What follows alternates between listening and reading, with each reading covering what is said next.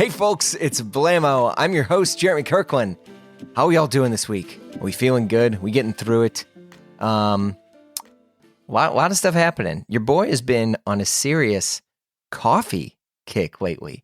But I don't know if this is a lot of you, but I know that there's a large amount of listeners who are really into making coffee at home. And I got to say, your stuff's been a little bit contagious. And I'm just making things at home with my AeroPress. You know, I'm trying to get all fancy. I got my little, I do the inverted AeroPress for folks that have been DMing me about AeroPress techniques. A lot of stuff in there. But look, I'm not really a Grinch or anything. And I say this because, you know, like most folks, I do get a little burnt out around the holidays. But this season, I'm in it, man. I'm jumping in as deep as I can. I got Bing Crosby on in the background. I'm slamming Christmas cookies. Like, dude, I go to town on these things, especially these things, these little Christmas biscuits from Fortnum & Mason. No, this is not an ad, but I get these Christmas biscuits from them every year, and they're insane. They're so good. I highly recommend them. I think they're called like Marilassus or something like that. But I've been eating them while I'm watching my new favorite show on TV. I mean, Slow Horses is everyone's kind of favorite. That's been really good. But I've been digging into this show on HBO called It's Florida Man. It is just a killer show. I mean, everyone I'm talking about, I'm like, you got to go watch this show. It's been a while that I've been this excited about TV. I mean, it's good. If you ever watch the show Drunk History, there's some friends of the pod who worked on that show, and there's also a little bit of overlap from the show It's Florida Man. It's got like actors reenacting true stories of things that happened with people in Florida. Who would have thought? Anyway, forget about all that stuff. What all else is happening? We're going back to PT Uomo in January. We're doing pods, walking around the menswear circus, and a few more things we're going to announce soon. But enough of this stuff. Our guest this week, Robert Geller. He's back on the pod. Believe it or not, he was one of the very first guests who came on the show. I think it was, oh gosh, I remember we talked about this. I think it was like, we recorded in like maybe late 2016. It came out in early 2017. But then, I mean, this is early. I mean, when you think about this, like this show's been going on for a while now. And Robert was like, you know, he was a neighbor of mine, and we would always see each other in Fort Greene. And obviously was very familiar with who he was from being a huge fan of Cloak and then his own eponymous brand. But he's back. And I'm sure you all have heard he's the new head of menswear design at Rag & Bone. And he came back on to talk about it. So a lot has changed since his first appearance, you know. But we revisit what's been happening in his life. We chat through his design process. He moved to Europe. We talk about that. Menswear's new landscape, boot fits. Because, man, nobody can pull off boots like Robert Geller. He's just always got great taste. And we dig into all of it. Talk about what's next for Rag & Bone. It's all in there. Happy holidays. I hope everyone's doing good. Let's get going. How you doing? I'm doing great. I'm so happy. We're really excited to talk to you again. Me too. Yeah. So I was trying to pull up when was the last time we talked, and it was in January of 2017. That's crazy. Yeah. That's crazy. So, it doesn't feel that long. Ago. I mean, it feels like a long time ago. I didn't feel that long ago. Yeah, I know. But now you're not in Fort Greene anymore. You're in Portugal, huh? Yeah. We've been here in Cascais. It's outside of Lisbon. It's like 25 minutes outside of Lisbon for the last 5.5 years now. Super wow. Crazy. It was just kind of a spur of the moment thing in a way, because my wife, we have 3 daughters and they were growing up. And so in New York, she said, wouldn't it be cool to take like an adventure year to just go somewhere with them and just take them out of school, homeschool them? I said, yeah, it sounds amazing, but I don't know if we can do this with work and everything. Yeah. Give me some time to try to figure it out. And then it was just sort of the timing, 2019 was at a time where I was doing more and more sort of consulting work and collaborations. And I just felt like I also needed a break a little bit. I've been doing this for a long time. You know, I started Cloak in 2003, and then my own brand, Robert Geller, was 2007. So I've been doing it for a long time, and lots of collections and lots of collaborations and consulting and stuff like that. So kind of decided to say, okay, 2019, I'm going to sort of take a hiatus I'm gonna keep working on I was working with Lululemon also at the time, keep doing that. Yeah. But stop my brand for a while. And so we just kind of packed up and moved here. We hadn't even been here before. My wife is from Brazil, as you know, and so we speak Portuguese. Yeah. So that was a big sort of factor. We wanted to be in Europe because I'm from here and I wanted to kind of have the girls experience it. And then it just kind of made sense. We just wanted to be in Southern Europe because of the weather. And so we came here, and that was summer of 2019. And then I sort of had this as our base, but we did lots of trips. One, we flew into Stockholm, and then rented a car to drive down to Copenhagen. Then met my dad in an island in northern Germany called Sylt. It's a really beautiful island up there. Then we went to Hamburg to stay with my dad, and he had an old car that he was going to lend us for the year. So then we got into that car, drove down to Frankfurt to meet my mom, brother and sister. And then we drove through France, kind of stopping through France, stopped in San Sebastian. No, first Biarritz, kind of a little surf town in France on the Atlantic coast. Yeah. Then just around the corner is San Sebastian in Spain, which is also it's like an amazing little surf town, but it's also like phenomenal for food.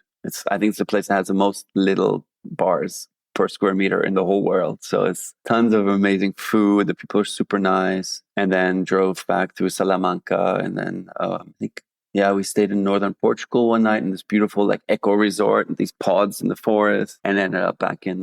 So we did these kind of cool trips, and was part of the homeschooling was that in every place that we'd stop, we go to like what's it called, like an adventure land for the kids where there's rides and things like like amusement parks thing. Yeah. So amusement park, and we would check out all the different candy that was different in each country. That was our exploration, but super cool. I mean, we really just, we kind of dreamed up of what we would want to do for that year. And, between work and stuff in between, we took these trips. And then in the spring, as everybody knows, 2020, COVID hit.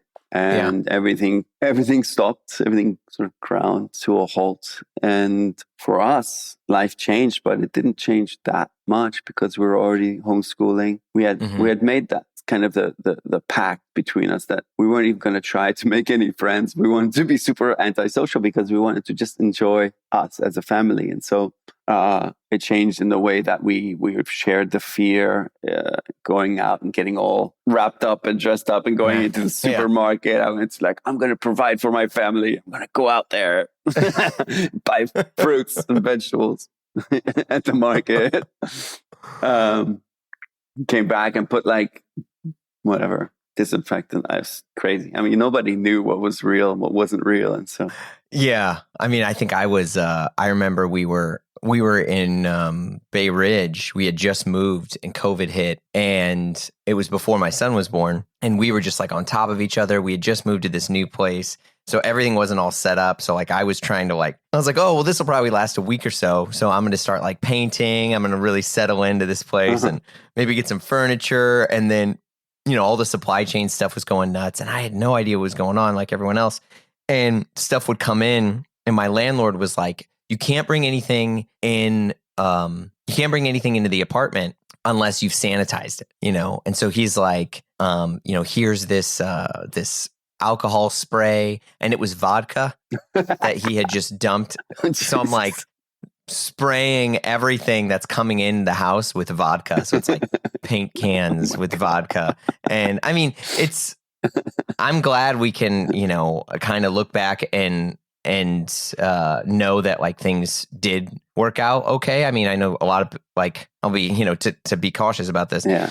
Yes, COVID was tragic and horrendous in so many ways, but knowing that like we look back at it so many times, I think like I process grief and pain by kind of like revisiting it and trying to like find moments of joy and humor. But like it was nuts, and I'm very glad that it's over. Yeah. But it was cool to also see how resilient everyone was. I mean, because we got through it, and here we are. So you were there. Like, I am curious, like when you take that much time away, it kind of, for me, also goes to show how good and confident you are in your designs. Because for someone like me, my biggest fear is turning off. Yeah. Because if I turn off, will everyone forget about me? Will they forget about anything I've ever made? What was going through your head when you're like, I'm going to take a hiatus of the brand and know that I can come back? It's such a good question because it's so, yeah. I mean, I felt it. When I first made the decision and I said, okay, because it was that September that I would have had to have the next collection ready. And I decided that I wasn't going to do it. I felt such a weight lifted off my shoulders. And I think for about 3-4 months, I was really flying, felt so liberated, and which just sounds crazy because I love what I do, but as you know, it's a lot of pressure. And it's just constantly going from one collection to the next. So I felt this great relief, but then this great relief was followed by a huge amount of guilt, weird, like feeling useless, feeling like I'm wasting my day. Just weird. Your mind really messes with you, like because I've been so used to this rhythms and these, like, you're just used to getting also that, like, every 6 months, that high of having a show and the applause and all of that. And suddenly that was like a realization. It's like, I guess I kind of filled up my tank with having time with the kids and not having that stress. And then when that felt balanced, then I was like, ooh, well, the other side of that balance is totally gone. And it took me a while. Took me a while to just be like, okay, well, this is what I chose, and this is going to be really good for me in the long term. It was actually when COVID hit that I kind of like, well, no one's really doing anything now. That it kind of like That's true. Eased that guilt a little bit. It was strange, right? Strange sort of emotional reaction to something like that. But there was, again, a little bit of like, ooh, well, okay, I don't need to put so much pressure on myself to get back into it.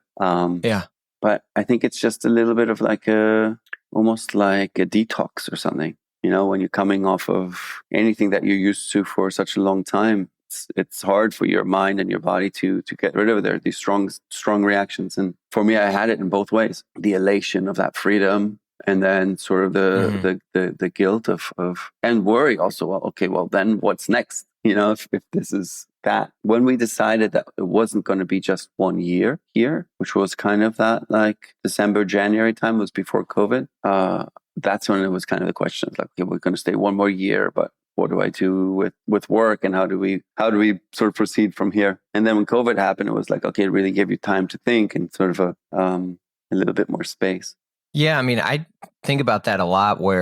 But also I'm assuming you don't regret any of that, because at least the time that you got to spend with your kids, there's no way ever you can ever get that back. I mean, it's the best time ever. I mean, I look at that now, where a lot of times I'll be on my phone, because sometimes I'm like, oh man, my skill set is not being good at something. Sometimes it's being reactive to something when an opportunity happens. And I'll be like, trying to play with my son and read a book. And in between him, I caught myself doing this yesterday. In between him getting off my lap to grab a different book to read, I was pulling out my phone to make sure I didn't miss anything. And then I was like, oh no. I know. I was like, this is so bad. I was like, I can't detach for more than 2 minutes, because I'm so concerned about not, missing work or missing some sort of thing. And it really hit me. And and this was yesterday, and I was like, oh man, I gotta ask Robert about this. Cause yeah, I mean, in my head, I was like, oh, what if the next big thing, some big job or whatever comes in, what are they going to say? Like, oh, you didn't respond? And you didn't respond in the first 5 24 minutes, hours or something. Yeah. I know. I mean, and but I'm so grateful now that I'm like, okay, I'm aware. I'm going to try to spend more time with my family. Yeah, because you don't ever get it back. No, I totally agree with you. And there's zero regret, like absolutely none. It was all really good for me. Kind of wanted to say that your mind plays tricks on you. It does. It makes you feel guilty for not being as productive as you have always been. It's hard to wind down a little bit. It's hard to fight for the space for yourself. It's just like, besides all other pressures that life puts on you financially and expectations and all that, it's your own mind and your own expectations of success. And all that. That I think it's just interesting to talk about because it's a reality. And like you figure your way through it. And I've loved these last 5.5 years. Love it. I ended up doing some really amazing, interesting things that came from it. But yeah, I mean, when I decided to close my brand, I basically became a freelancer, and talking about the freelancer life, it's going from one job that you have and then waiting around for the next one to come. And that time is terrible, but it's also amazing because there's free. It's that balance that you're talking about. Yes, you have time to spend time with your family and do amazing things and maybe work on some other creative aspects that you enjoy. But you're also like, what if the next thing doesn't come? You wake up in the middle of the night at 3 o'clock in the morning. Yes. Everybody knows this feeling of like, there's no plan. You just got to believe in what you've done and your work and things. I guess that for me, I've been very lucky that things have always come and sometimes they've taken a little bit longer and sometimes I've had many opportunities, but that's also a reality of like the life that well, now I'm employed, but when I wasn't. When I wasn't that. Well, but I think sometimes when you get out of a bubble, more or less, like the fashion world is great, but it's so cyclical. You have, the second a collection's done, you get like maybe 2 nights to celebrate it, and then it's immediately start working on the next thing. And I think sometimes also it can almost keep you from evolving. And I'm not saying this was your situation, but I'm saying sometimes when you're so wrapped up in any certain thing, your focus narrows. And so you're not always able to be like, oh, you know what? This brand or this company is doing things this way. Or what if we tried to merchandise this way? Or what if we changed our experience of clothing? Because now you're seeing so many other things. I mean, you left the US, you left New York, you're in, you're in Portugal, you're seeing all these other different cultures, which obviously are other people who buy fashion and high fashion stuff, but it is different. And so like, were there certain things that you started to notice that you were like, oh, I'm glad I did this because maybe now in some of my designs or merchandising, I'm incorporating this, type of customer or this mindset? I think so. Absolutely. In terms of lifestyle and the people, like you said, in New York, I grew up in the fashion industry there.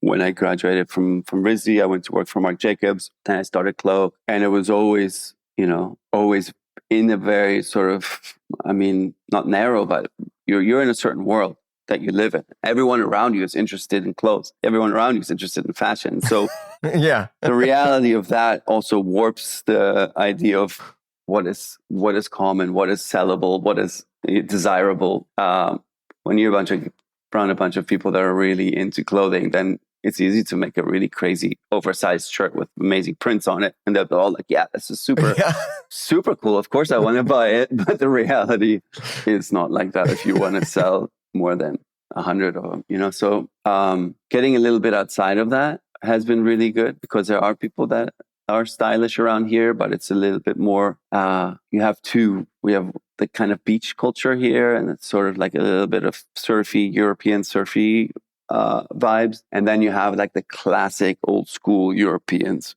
like on a Sunday when you walk here sort of by the beach, you see the whole family, you see the grandparents and the parents and the kids are all dressed up like little dolls still. And like the men are in these beautiful suits and they're just walking along the boardwalk going to have their Sunday lunch, like super traditional. But I mean, both styles are very cool. One is very casual, one is very put together. And like, that's something that I really find, even thinking back to New York and the work that I'm doing now. It's like that's just the life. That's the whole lifestyle. And if we can sort of cater to all of these aspects of a man's lifestyle, then you're really building a brand and you're really creating something special. And so like I don't think that I thought about it in that way before. I thought it was like, oh, I'm going to just make really cool clothes for the guys, my friends and I.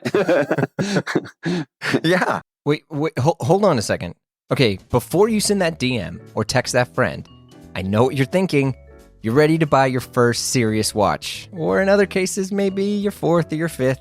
But look, man, it's hard out there. It really is. From this dealer or that store that wants the purchase history or whatever. I mean, you're just, I don't know, you're almost ready to walk away from the whole game. But fear not, my friends. Check out Bezel. Bezel is the trusted marketplace for buying and selling your next luxury watch, with expert in-house authentication on every purchase. With over 18,000 watches listed right now, as of the time I'm recording this, from a mix of professional dealers to private sellers, you're just going to find what you're looking for. But wait, I know. You're like, Jeremy, I'm sorry. They don't have that X Rolex or that insane Omega. Well, reach out to them. Bezel has a real team of real people. Just create an account and be connected with a private client advisor, and they will guide you through the entire process every step. Once you decide on your watch, it's overnighted to Bezel HQ, where their in-house team of experts authenticate it, and then it's on your way to you. If anything is amiss, the watch is not listed correctly, whatever it is, they'll let you know, the buyer know, and the offer to refund you or source you a new one at a similar price. It's pretty good, right? This has been part of the Bezel ethos since launch. I've even spoke to the founders about it. And now you can make an offer on a watch, buy it outright, or bid it at auction. Bezel is the highest rated watch marketplace out there. Even Trustpilot shows Bezel is 4.9 out of 5 stars with rave reviews. Okay, you're still on the fence? Dig into the Blamo feed yourself and listen to my chat with the Bezel co-founders and, well, see for yourself. But you got this. I believe in you. Visit getbezel.com and buy and sell your next luxury watch. That's getbezel.com. Getbezel.com.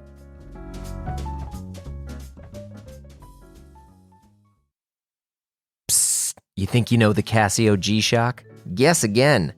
Thanks to its legendary toughness and timekeeping autonomy, it's no secret why the mighty G-Shock has earned its place on the wrists of weekend warriors, first responders, and military personnel the world over. But look, there are levels to this stuff, and there's a premium collection of Japanese-made G-Shock watches made for the folks who crave the top shelf for everything in life. These are for the big dogs, the heads, the OGs, which is why it's called the MR-G. This flagship line of G-Shock timepieces takes the most cutting-edge technology that G-Shock has to offer and blends it with the highest levels of craftsmanship and traditional Japanese artistry. We're talking about hybrid titanium case construction with artisanal armor-like flourishes, all honed like the edges of a samurai sword. Look out! Only the most iconic references in the G-Shock collection get the coveted MR-G treatment, from the original square case digital reference from 1983 to the beloved analog Frogman dive watch, all the way up to the newest fan favorite, the MRG B2100 with its octagonal bezel and its wild interlocking beams dial. Ready for a deep dive into the premium MRG collection from G-Shock? Discover the full range this holiday season at Topper Jewelers. And while supplies last, mention this ad to receive a special thank you gift with your G-Shock purchase. I can't tell you what it is. All I can tell you is that it's great. The MRG collection from G-Shock. Check it out at topperjewelers.com. Well, I mean, I think that's the normal thing. I mean, I think about this a lot ever since I left New York and came to the Midwest. You know, I realized for me, I was really, really elitist in what I thought was like good clothes. I'm kind of air quoting that word, in the sense that for me, stuff had to be just like a crazy story behind it, or it had to be some design explanation that would take, 10 minutes to go and explain what. And I realized that for the people like me, I don't, even a person who loves and is obsessed with clothes, I don't spend a fraction of amount of money than, say, a bunch of other people in my neighborhood. And I use my brother-in-law as an example a lot, where I was just with him over the weekend, and he loves to buy clothes, but he buys clothes because he's trying to, accomplish a task. Versus me, I'm always trying to find a different way to express myself or understand who I am. But the way he thinks about clothes and how he spends money on clothes is an order of magnitude different than me. Really? And I would probably argue he spends significantly more on clothes than I do. But for him, he wants the same size. If he was a 32 one year, he wants to be a 32 the next year. Yeah. In terms of like, he doesn't want the clothing to change sizes. Yeah, totally. He wants this, sizing and pattern grading to remain the same. He buys, he wants to be able to buy things in multiples. Like, he's like, oh, I found this pant. He's like, and I bought 10 pairs of these pants. Yeah. And I'm like, what? And he was like, oh yeah, he's like, I got it. And, and I put some in this place and I have some stuff in this place. And I'm like, oh my gosh. And I was like, yeah, for me, I don't want to have 10 of the same pair of pants. I want to have everything different. And I realized so much where some of these other brands, like Rag & Bone is a good example of this. You know, it can cater and has catered to such a larger clientele than, say, some of these other fashion houses that are extremely, extremely narrow with one very specific silhouette, where you can have different body sizes, different, you know, folks all wearing Rag & Bone, all like feeling good about themselves, being able to buy a jean that is, you know, in one store and maybe buy a shirt in a different store, and it all fits together. It all works together. And I was like, dang, I was in such a bubble that I really didn't realize that like these are some of the core fundamentals to 99% of the other customers out there. Totally. And that's how most men shop. It's like you said, they're sort of trying to get dressed, you know, like that's the most thing they need to buy clothes because they need to get dressed and check the box. Yeah. And so when they find something that fits well and maybe makes them feel even a little bit better than what they've worn before, then you've won already, because they've done their task and they've actually found something that they really like. They'll want to buy the same thing over and over and over and over again. And I have that, you know, I'm a fashion designer, but in the end, I don't wear crazy clothes, to be honest. You know, I want really beautiful, beautifully made things. I want really nice details. I want special fabrics, nice colors. And, you know, I play more with the fit maybe than most regular guys, but nothing too crazy. It's about how you put it together and the layering and all that. But yeah, it's something also that I'm learning, you know, at Rag & Bone. I know Rag & Bone for a long time. You know, our brands were side by side for many years, and we had a lot of the same stores. I always really respected that Rag & Bone understood what it was. It wasn't trying to be too forward. It wasn't trying to be too fashion. It was just really good sort of men's clothes that like guys liked a lot because they felt like it was a really good quality. It was made them feel a little bit cooler than what they were wearing before. And so this to me, I think is the secret of it. It's really learning how to still offer something new. You want to have new details, you want to have new fabrics, you want to have new colors, but you want to offer what he's already looking for and what he's already approved and what he's like, because that's what he wants. He wants to, you know, he'll buy a new version of something, but he needs to be able to relate to it. Right. There's something that's completely new. It's much harder to get them to get into it and feel comfortable in it. And so for me, I'm learning a ton, you know, from each one season to the next, and really honing in on creating an excitement within the clothes, within the brand, but really focusing more on the details and the fabrics and all of these sort of smaller things. But in the end, they're huge because they really make a huge difference to the customer. Yeah. I mean, I'm curious, you know, coming from, you know, I mean, look, Cloak was ages ago, but from Cloak to, you know, Robert Geller as the brand, and then coming into, you know, all the other stuff that you had done where, you know, yes, you're consulting, yes, you're making, you're giving input on how these things are being made and designed, but your name, you know, isn't really stamped on it. As a designer, how do you separate ego from design? Ego is a tricky thing because ego sounds negative in the way that most of the time it's used for sort of self-aggrandizing and things. In that way, I don't think I've ever been very egotistical. I don't consider myself the greatest designer of all times. I really enjoy what I do, and I think I bring a lot of experience through the years, and even just the way that I grew up around design and art stuff. It's culminated to me having an understanding in this world and always specializing in menswear. That I do have a point of view and the experience to kind of that needs to go with it. Because I had a brand under my own name for many years. There is an interesting thing that happens when your name becomes a brand. And I've always tried to keep that as the brand as close to my personality as possible, but it's obviously tricky, right? You're creating a brand and trying to create images and runway shows and everything that I find beautiful and that I find sort of attractive and marketable and all of these things. But those are things that you wish for. It doesn't always fully represent who you are, maybe a little bit more of who you'd want to be. And so when you kind of shed that brand and then you start working like now with Rag & Bone, it's another brand. And I'm trying to use the knowledge and experience that I've gained through all these years, and just to make this brand as good as possible. But it's not the Robert Geller brand. It's Rag and Bone, and Rag and Bone is special in its own way. And I keep trying to say, what can I do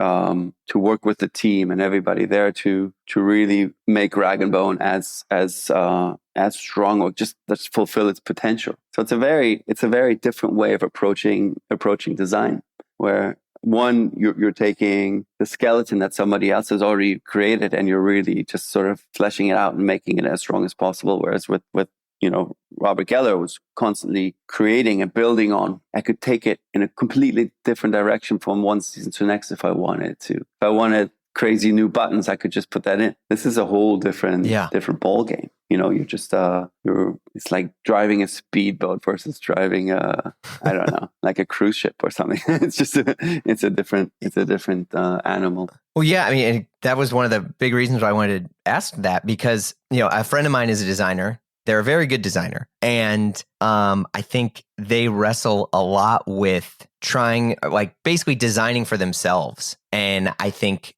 they have very good ideas. And this is not like to just try to make a criticism. This is more for me to try to explain what an amazing job you're doing, into which they're like, okay, I'm going to make this. And I'm like, well, but wait, you sold, X shirt a while ago, and that's what people want. And they're like, no, I already did that. I have to move on. I have to move forward. And I'm like, but you're going to not make money. Like you do need to make money to function as a business. That's okay to admit to the room.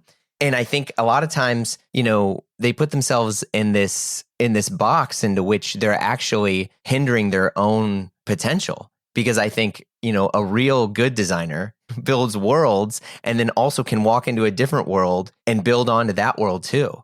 And I think like that's such an important thing of any, modern or excellent designer, is to be able to do that without, just coming in and thinking they have to rewrite everything because, now they're the designer or something. And I feel like that's a really difficult thing to do. Yeah, I think it's just a completely different approach. There's different ways to be a designer. And, I grew up idolizing, and the reason why I kind of became a designer was first from the Japanese, like Yamamoto and Comme des Garçons. But then really it was the Belgians. I loved Anne Mullermeister and Raf and all of that. I love them because they were, obviously it was still a luxury product that they were making because of the price point, but it wasn't the luxury that you had before. Luxury before with the French houses and stuff, it was all about exclusivity. It was about the high class. And they came in, and the Japanese made it about art, and the Belgians made it about youth culture and poetry and all these things that really spoke to me. And I just thought it was so cool. And then when I started working for Marc Jacobs, he was doing something really special at that time. This was 2001. His shows were incredible. I remember seeing the first show when I was just working as an intern. We were helping out, obviously, getting everything ready. And I went to the show, and it wasn't even the show yet. It was just the walkthrough. When they blast the music and the models walk through, and you're just kind of just doing the run through of music and models coming out and stuff like that. And the impact that it had on my life, I was full of chills, and I was tears rolling. Like I had such an emotional impact because I was in New York City. I was able to work for Marc Jacobs, who was like really the coolest designer in New York at the time. And I was just there. I'd also been working like 4 or 5 nights with hardly sleeping. So it reached emotionally. And that day I was like, I have to create this on my own. So the whole outset was, and if you saw like the cloak shows and all that, it was, if you're going to have a scale from sort of art to commerce, we were further on that, pretty close to the artsy side. It wasn't about making money. It was just about sort of having the coolest show possible, and we didn't really know anything else anyway. So, but I think throughout my career, I've understood the importance of the fuel that these brands need, which is sales. It's the money. Yeah. Without it, we never were able to do anything long term with clothes because we just couldn't sell enough of it. And so the reality was that if you want to do something that really has a long-term impact and to build something in the fashion world, there has to be some compromise, and there has to be this idea of like, I'm designing not for my 5 friends. I'm designing for all of America or all of the world, and then really understanding that guy. Yeah. And that comes with time. And it's also, that's super interesting, because if you can make a guy feel really special in a button-down shirt because of the details and because of the fit and because of the color or just the way they feel, that's so powerful, you know? It's super powerful, and it's much more difficult, I think, than to create something that's very different and very fashionable. So I understand both worlds, and I really appreciate the challenge. That it all, you know, any direction that you go is not going to be easy. But throughout my career, I've really gained the appreciation and also maybe the skill to think more commercially while still being proud of what I'm making. You know, that's the key. Yeah, I agree. And I think too, I mean, when you talk about, you know, being able to think more commercially, I think sometimes, you know, there's this mindset of like, oh no, commercial's bad. We got to be anti this. And yeah, like you were saying earlier, like, but to continue to making art, to continue to making what you're making, you do have to sell it. And I think, you know, I often think about when I was a musician and I was trying to like make different records and stuff. I won't name his name because he listens to this very kind of like successful musician, we had become friends and he was kind of helping me out. But he's like, the most successful artists are the ones that find the way to compromise their art enough to make a really healthy living at it. He said, otherwise, if you're not able to listen to the people who want to experience your art and take a bit of input from them, he's like, you may be designing for no one. And he's like, and that's fine if you want to do that. He's like, but if you want to make a living making your art, you have to find that line into like, what is the input that you're going to take? Because compromise can almost feel like a pejorative word, you know, in the sense that like, well, an artist, no, it's my vision. It's my vision. But it's like, isn't an amazing, you know, you look at human-centered design, right? Which is like a design principle in which it involves taking input from people to make sure it's functional for them. And I think like that's such a, you know, almost lost art in this world of like high fashion, I'm air quoting, because people, I mean, there's so many things that like, a perfect example, like I love Balenciaga. I do, but I will never, ever, it's not to be rude, I'll never buy it. I can appreciate it, I guess, but like it doesn't speak to me. And I think in a lot of ways, it doesn't let me be who I am when I wear the clothes. Yeah. And that's a thing that I think you've done your whole career. And obviously with Rag & Bone, you're doing as well. Like I can go in and I can buy something that you've designed, but when I put it on, I'm still me. Versus if I do that at maybe a different store or experience, I walk out and I'm like, well, I'm not really me anymore. Yeah. I'm that person, which I don't think is as exciting, you know, in the long run. No, So. I agree. I mean, listen, like even for so many years, I loved Lanvin, for instance, the men's shows at Lanvin for like 5-6 years. Albert was still there, and they're just beautiful, really beautiful. And I couldn't wait to see the new shows because I was just super into it.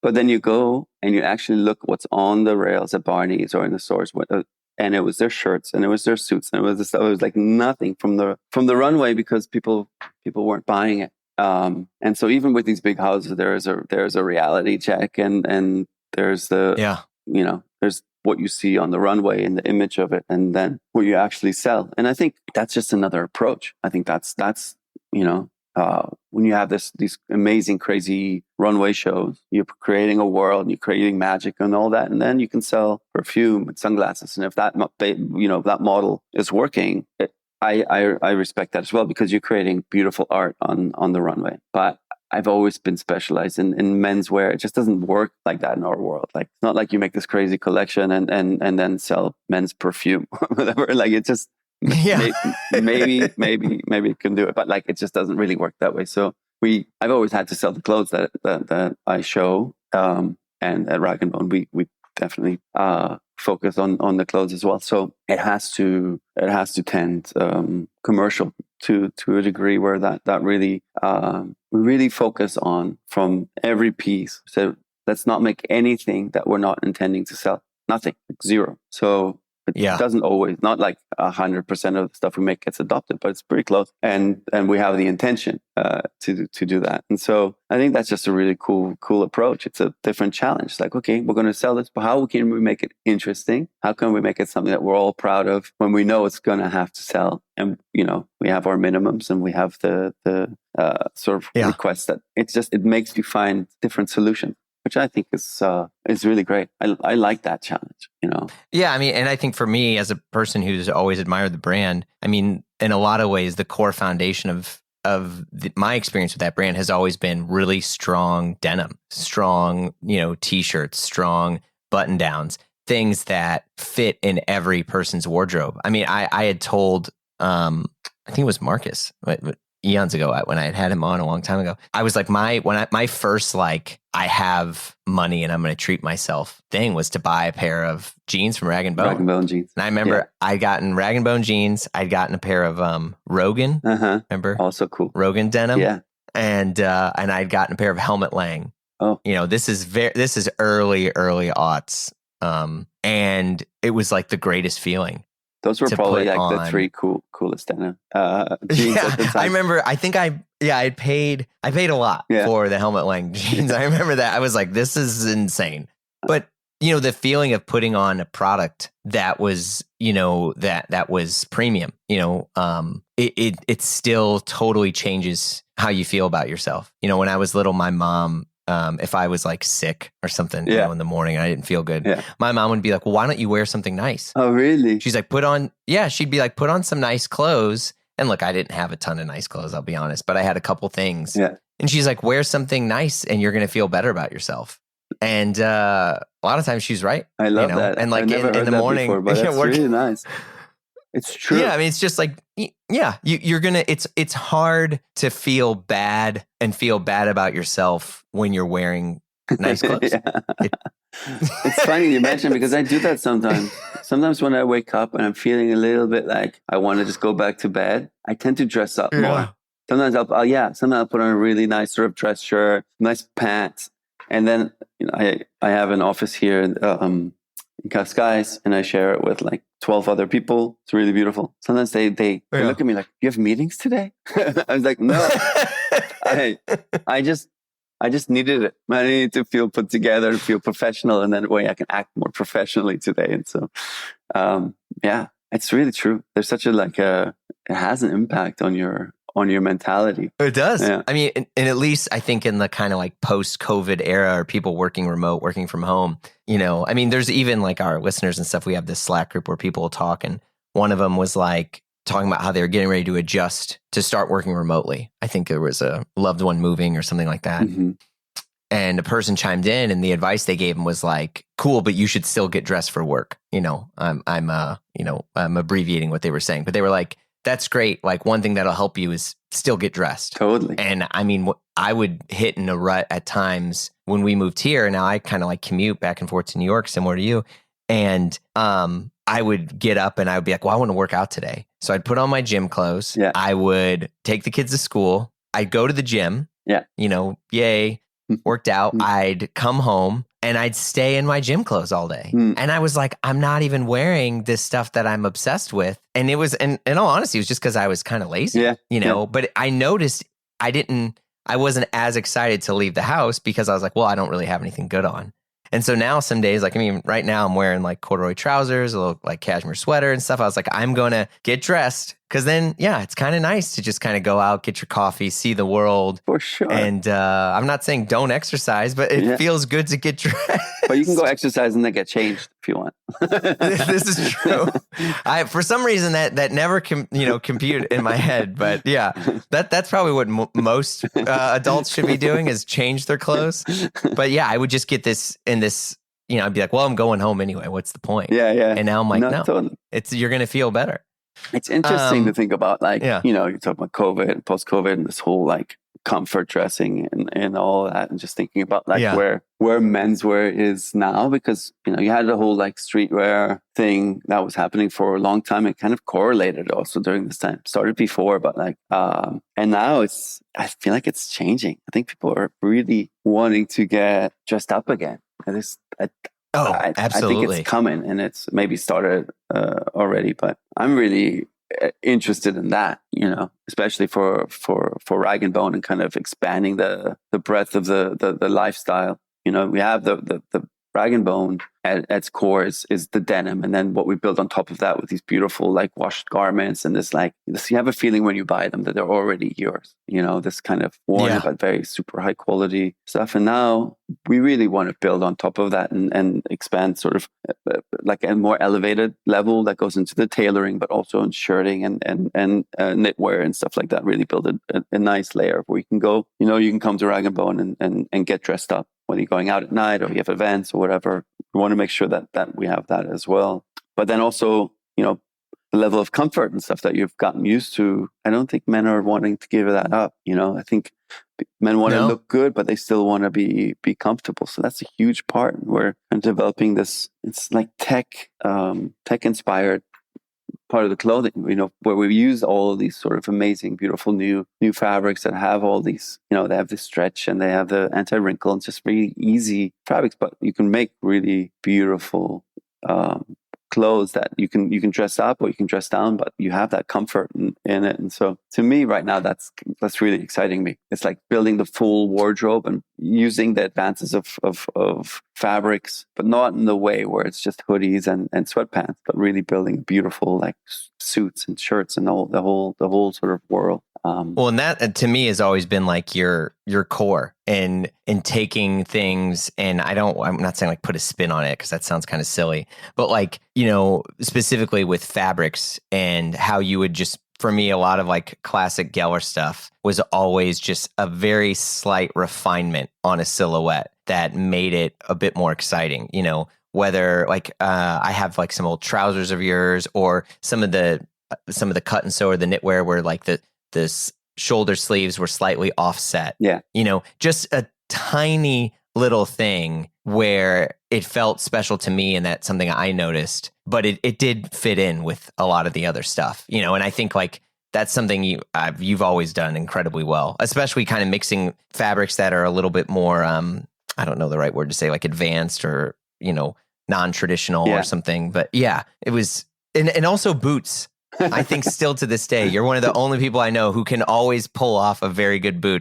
I have about like 6 pairs of boots in my closet, and I'll put them on and I walk around and I'm like, yeah, I'm going to go back to shoes. I can't. Yeah, I love boots. But you've always been able to do it. I love them. But good boots need to go with good pants. That's the whole problem. Fair. You can't wear like a big sloppy wide leg pant over a boot because then it just looks terrible. It's a problem. Yeah, no, you're right. And that's the only time I've been able to make it work is like I had some like vintage, like what are they, like 517s or whatever. And then I bought some Stay Pressed. Oh yeah. You remember like the old school, like totally. Those are Stay Pressed, poly flammable pants. And I'll wear those. Flammable. Yeah, they are. I remember kids in all the music scenes, they'd be smoking cigarettes or whatever, nearly light their pants on fire. I used to have those when I was at college. There was did you guys have Savers where you came from? It was like a kind of vintage store. I had these Stay Pressed old Levi's, and I think I got like 3 or 4 pair of them. I love them for a while. The shape was actually super good, but they were so flammable and so like static. You couldn't touch any metal when you're wearing them. Yeah, they're cool. So like you're traveling now. I think we had talked earlier. You said you're going to New York once a month. Yeah. So how has that been? Like, what's a typical month look like in terms of like the your design process? So you head over to New York once a month, and what, you're meeting with the team there? Or? Yeah, exactly. Because I mean, our headquarters are in the meatpacking in New York. Yeah. And I'm there for like a week, sometimes 2. And it's usually the time when the samples are in, things that we really need to do firsthand. But then I also take the time, obviously, to do a ton of press appointments and just really spend time with the team.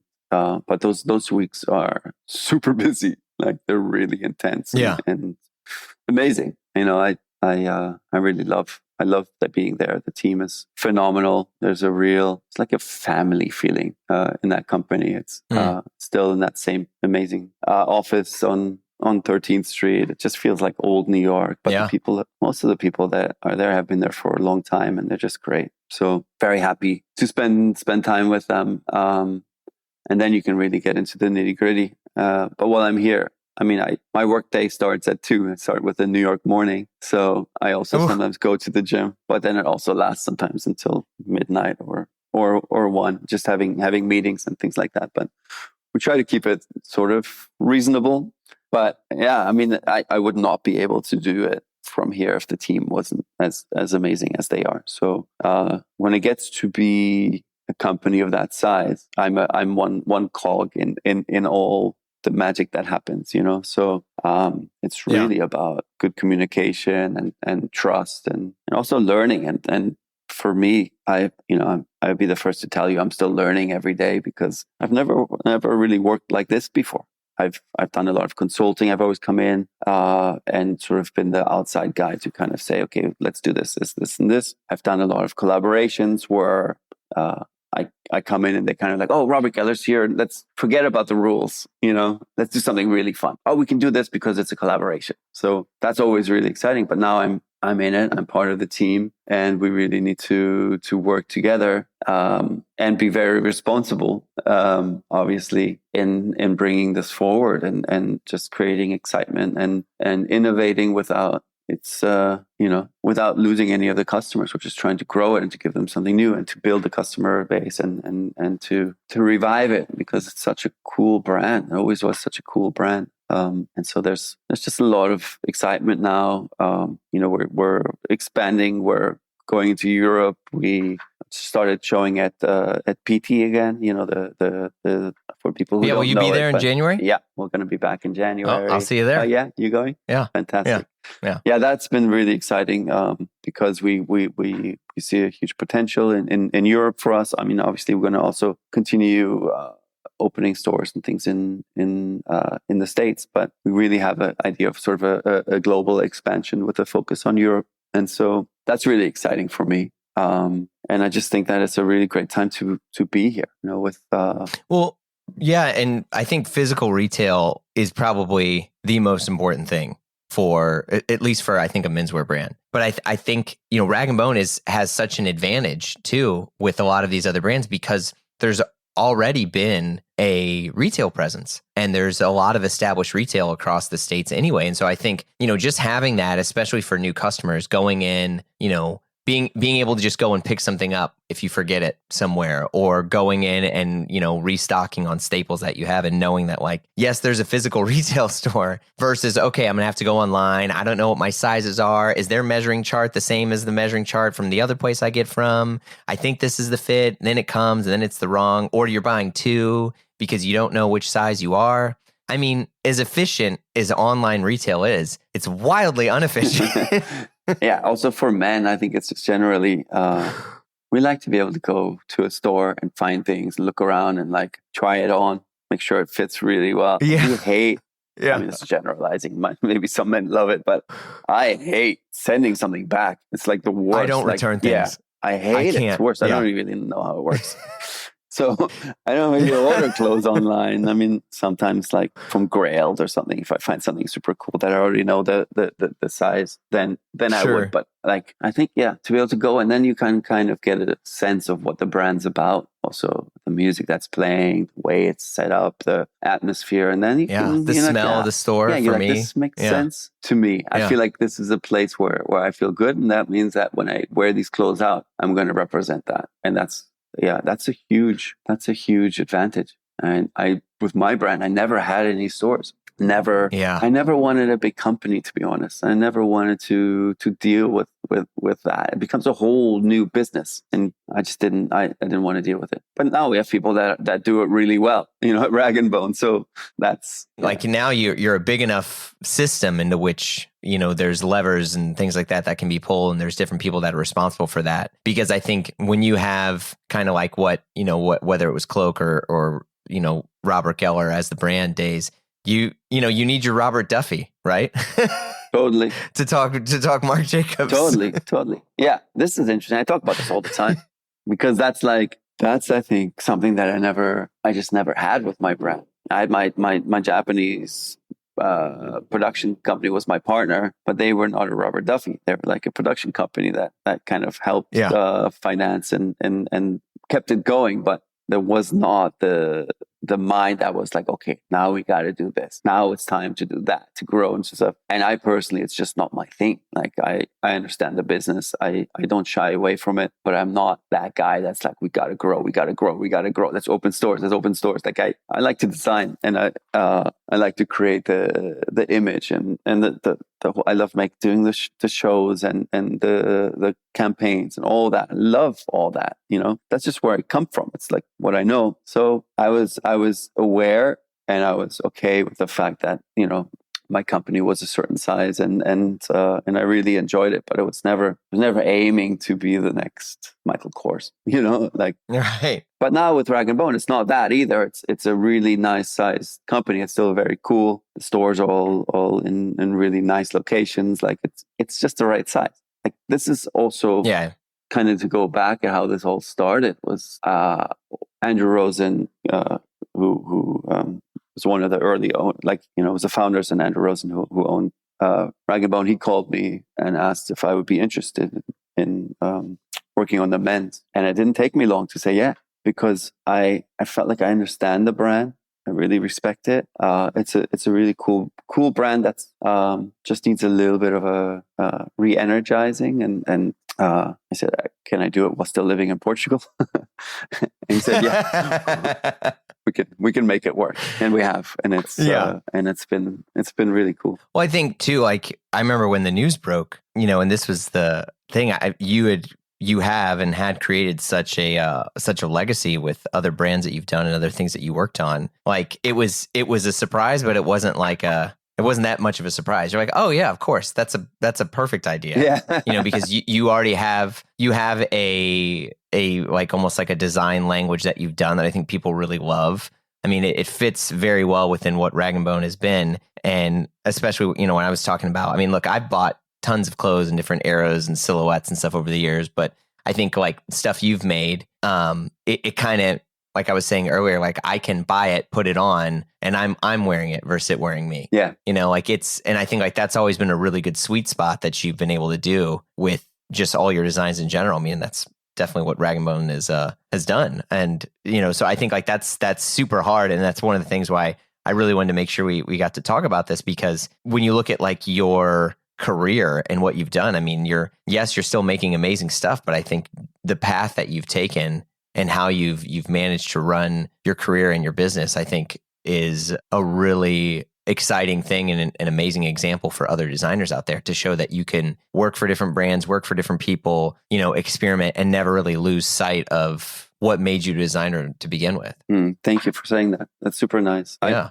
I feel like what I can be really proud of, I think two things. One is that I've always sort of stayed true to myself. Maybe I've been lucky enough to be in a situation where I can be really true to myself and what I believe in terms of what good design is and all that. And the second thing is the relationships that I've built over the years. And I think that has to do with just really enjoying it and creating a space. If you came to my office, we loved coming to the office, everybody that worked there, because I always wanted us to have a good time. I wanted us to take care of the things that we needed to take care of, make really great collections. But also we always had lunch together. Every day we would either we had this big table in our office, order food or make some food or bring food and stuff. We'd all sit together and we'd all be eating together, having a good time. Or we'd go out if it was a beautiful day, like, come on, let's go to a restaurant. We all go out together, and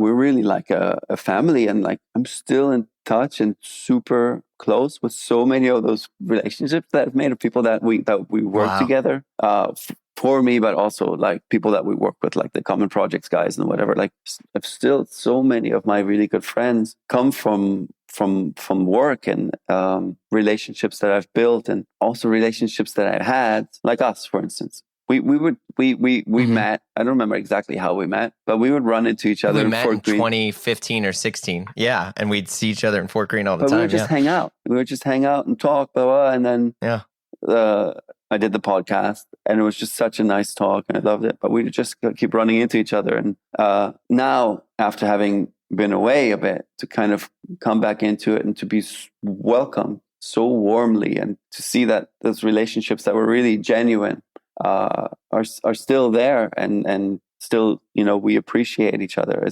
That's really so nice for me to see. It makes me feel really good about this industry, which so many people, I mean, there are a lot of things about it that are terrible, but I think, especially in the menswear world, there's a lot of things that are also really great, I think. Yeah. And I think, relationships are what you called out. I mean, it's so important. And I think, anytime I've ever like done any talks or anything at events, like when people are like, what's the advice you leave with? I'm like, be nice to people. Like, just be a good person, because you never know where you're going to cross paths with someone again. And even if someone is not, kind to you, I'm not saying fall on your sword all the time, but just like, treat people with respect. And, I mean, I think because I remember you were one of the early, big designers that said yes to come on. And when I was doing the pod, and I'll be honest, a lot of people early on were just like, nah, this is some dumb kid. He doesn't know what he's doing, or no one listens to podcasts. No one's going to care about that stuff. Or like, what's the point? I remember I got an email and a person was like, why would I want to talk to someone about a visual medium? Really? And I was like, yeah. And I was like, well, like the idea of press is not really new. I mean, certainly designers or people, he's like, but if there's no photograph and there's nothing I can show, I'm just supposed to talk to you and explain my brand. He's like, that doesn't make any sense to me. And I was like, okay. And I wasn't rude. I was like, fair, fine. But you were a person early on too. And this is a testament to why the industry loves you so much, is you were like, oh, cool. That sounds fun. Let's do it. Yeah. Like there was a high level of trust. We figured it out. It was great. It still does numbers, funny enough. I mean, I'll link it when this episode goes out, but it'll be cool to see. But yeah, it's, and I think, having, good relationships with people and being a person that people love and admire, outside of just making good stuff, I think it does so well. Yeah, totally. For everyone in the long run. Work hard and be nice to people. That's like the key. It's just so. I mean, who would have thought how difficult this is? Totally. Totally. But I mean, it's in the end, podcasts like could come back to that. It's like, it's telling stories, right? Just talking stories. And that's great. Like the best speeches I think I've ever heard were people telling interesting stories, taking you on journeys with them and stuff. So I think it's a fantastic medium. I love listening to podcasts. You learn so much, and you're doing a really great job with this one. I have so many people that I've told I'm doing it. We're like, oh, I love it. It's such a good one. Oh, really? Yeah. That's great. Tons of people. Yeah. So it's that's awesome. Really, really happy to be talking to you. Well, thank you. The pleasure has been all mine. Huge congrats to you. Thanks again. And I'll see you at Pity. Yeah, Jeremy. Thanks so much. Really enjoyed it. All right. You've been listening to Blamo. Our show is produced by Blamo Media. We're edited by Amar Lowell, and our theme music, as always, by the mysterious Breakmaster Cylinder. If you like what you heard, you know the drill. Share the pod with a friend. Leave a review on Apple Podcasts. Give us 5 stars or thumbs up on whatever other thing you're listening to us on, whether it's Dingledorp or Bing Bong, whatever it's called. But you can also follow us on Instagram for all the hot content. If you want to talk to us and give us your hot take, we'd love to hear from you. You can send us an email at info@blamopod.com. Last but not least, super ultra important, if I had a air horn, I would press it right now. You got to come and join us over on Patreon, because the fun never stops over there. Look, the live show, the free show, whatever you want to call this, we take breaks here and there, but Patreon, it never stops. And we also got exclusive shows like Die Workwear, hosted by Derek Guy and Peter Zotolo, and the Triple J Show, hosted by yours truly with John Moy and Gene DeLeon. There's just a ton of stuff over there. So check it out at patreon.com/Blamo. If not, no worries. We got hundreds and hundreds of free episodes in the feed, and more to come. So we will see you all soon.